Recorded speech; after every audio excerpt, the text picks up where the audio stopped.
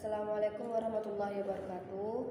Di sini kami dari kelompok 2 akan menerangkan tentang komponen-komponen dari motherboard. Itu aja kan? Kami tentang motherboard.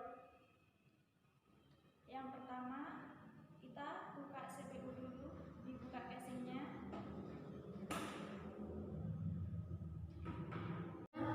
Kita cabut kabel-kabel yang terpasang pada motherboard. Pertama kita cabut kabel Dari power supply ke motherboard. ya.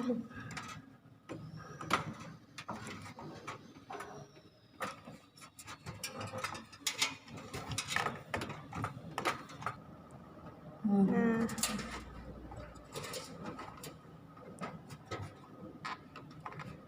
ini ATX yang Berikutnya kita cabut kabel yang dari hard disk ke motherboard. namanya kabel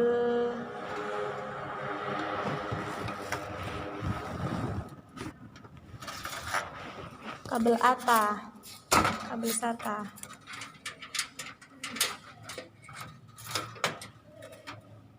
Selanjutnya kita cabut kabel audio pada motherboard. Dan kabel USB, kemudian panel,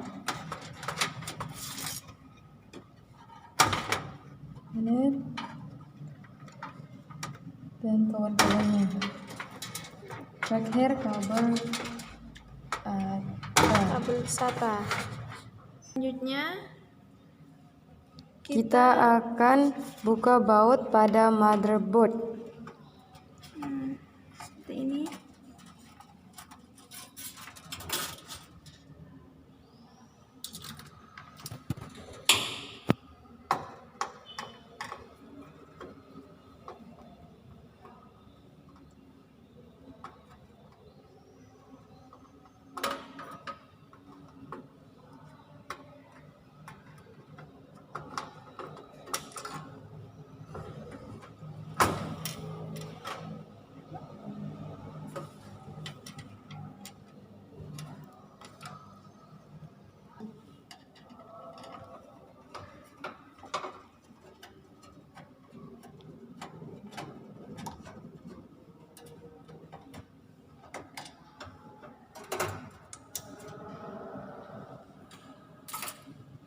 Selanjutnya kita ambil motherboard dari casing.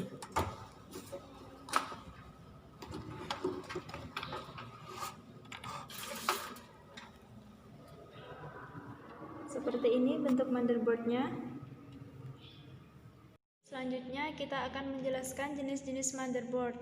Yang pertama itu ada motherboard IT atau IT baby, yaitu motherboard yang digunakan pada zaman dahulu, merupakan jenis motherboard klasik yang sudah tidak digunakan lagi pada saat ini. Motherboard ini dikembangkan oleh IBM untuk mendukung penggunaan prosesor Pentium 2 pada saat itu, tepatnya sebelum tahun 1990-an. Yang kedua yaitu motherboard ITX, yaitu motherboard ITX merupakan salah satu jenis motherboard standar yang banyak digunakan pada komputer dunia. Yang ketiga yaitu motherboard PTX. Motherboard PTX itu merupakan kependekan dari Balanced Technology Extended. Sesuai dengan namanya, motherboard jenis PTX ini menawarkan keseimbangan dalam penggunaan sebuah sistem komputer. Yang selanjutnya yaitu yang terakhir, motherboard ITX. Motherboard ITX ini ukurannya memiliki ukuran yang besar, yaitu sekitar 300 mil. Yang terakhir yaitu motherboard ITX, yaitu motherboard yang memiliki ukuran yang besar, berkisar antara 300 mm hingga 200-an mm. Maka tidak dengan motherboard jenis ATX, motherboard jenis ITX yang dikenal dengan kepanjangan Informasi Teknologi Extended ini memiliki ukuran yang lebih kecil. Jenis-jenis motherboard ITX yaitu ada dua, yaitu Mini ITX dan Nano ITX. mini ITX yaitu panjang sisinya sama, yaitu 170 mm, kalau nano ITX yaitu 120 mm. Yang selanjutnya kita akan menjelaskan fungsi-fungsi komponen dari motherboard. Yang pertama ini namanya slot processor. Kita buka slot buka prosesor. Tarik ke sini.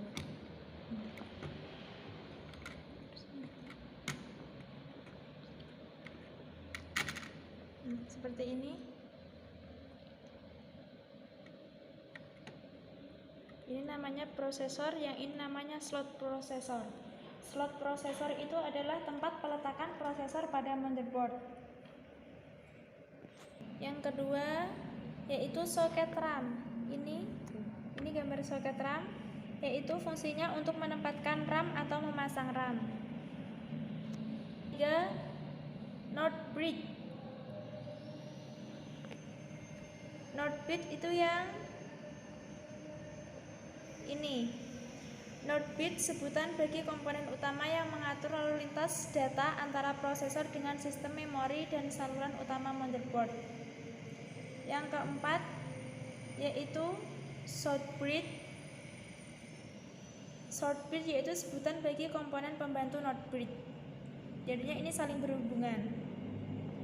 Ini PCL Express X16 untuk menempatkan kartu grafik atau VGA card agar dapat menghasilkan output yang berkualitas. Yang selanjutnya yaitu ini namanya port SATA, merupakan antarmuka untuk media penyimpanan generasi terbaru, digunakan untuk menghubungkan hard disk. Ini untuk menghubungkan hard disk dengan sistem komputer.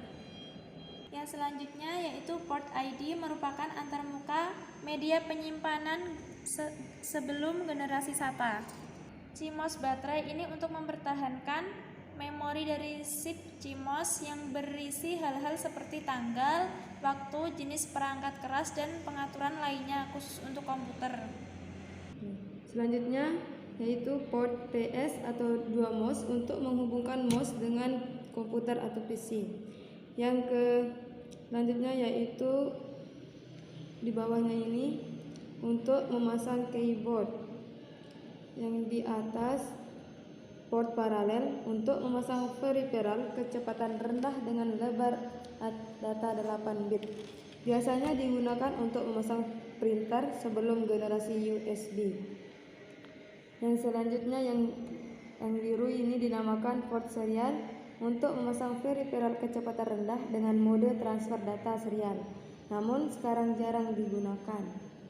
Selanjutnya yaitu port SPDIP, tapi di sini tidak ada. Selanjutnya yaitu port firmware untuk menghubungkan peralatan eksternal kecepatan tinggi seperti audio, komputer, streaming, dan video. Selanjutnya port RIAS untuk menghubungkan komputer dengan jaringan LAN. Selanjutnya yaitu port USB untuk antarmuka dengan peripheral atau peralatan eksternal generasi baru, menggantikan port paralel dan port serial. Yang terakhir yaitu port audio untuk menghubungkan komputer dengan sistem audio seperti speaker, mikrofon, line in, dan line out. Selanjutnya kita akan memasang motherboard pada casing CPU.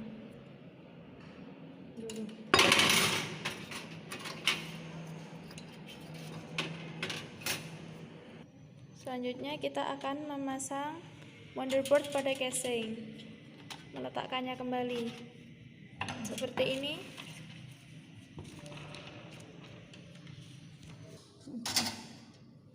Selanjutnya kita akan memasang baut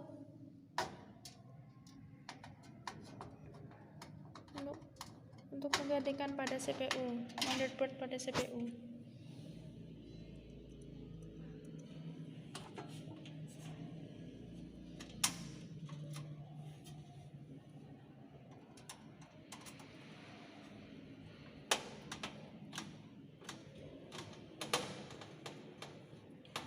Selanjutnya kita akan pasang kabel pada power supply untuk menghubungkan pada motherboard. Ini namanya kabel ATX.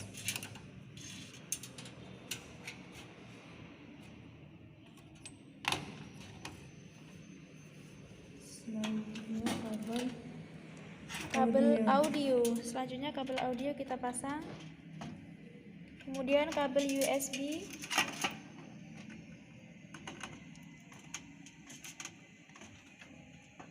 Yang terakhir yaitu belum ini kabel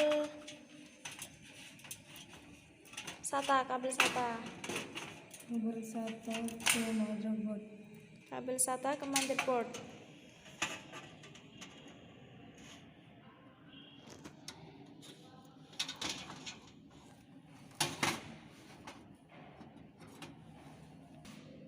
Sudah terpasang seperti ini. Selanjutnya kita pasang kabel panel. Kita pasang kabel panel yang pertama yaitu HDD LED. HDD LED ini positif negatif. Selanjutnya kita pasang power LED yaitu negatif positif. Positif negatif.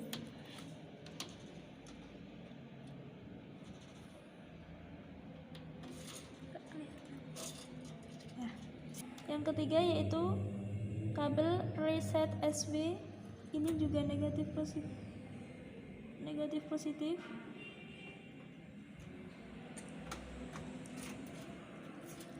Yang terakhir yaitu power SW, ini positif negatif. Yang terakhir yaitu menutup casing CPU. Ini apa nih?